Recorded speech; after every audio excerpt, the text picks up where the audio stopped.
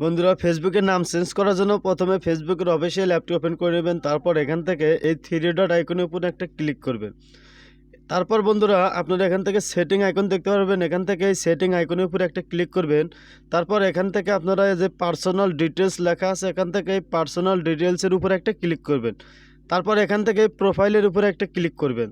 এরপর আবার প্রোফাইলে ক্লিক করে এখান থেকে নেমটা সিলেক্ট করে দিবেন।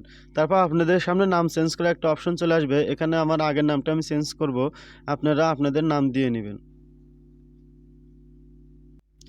নাম লেখা শেষ হলে এখান থেকে রিভিউ চেঞ্জের উপরে একটা ক্লিক করবেন। রিভিউ চেঞ্জে ক্লিক করার সাথে সাথে আপনার নামটা এখানে শো করবে। এরপর নিচে থেকে সেভ চেঞ্জে ক্লিক করে দিবেন। আপনার নামটা কিন্তু সাথে সাথে চেঞ্জ হয়ে যাবে। দেখেন বন্ধুরা, আমার নামটা এখানে চেঞ্জ হয়ে গেছে।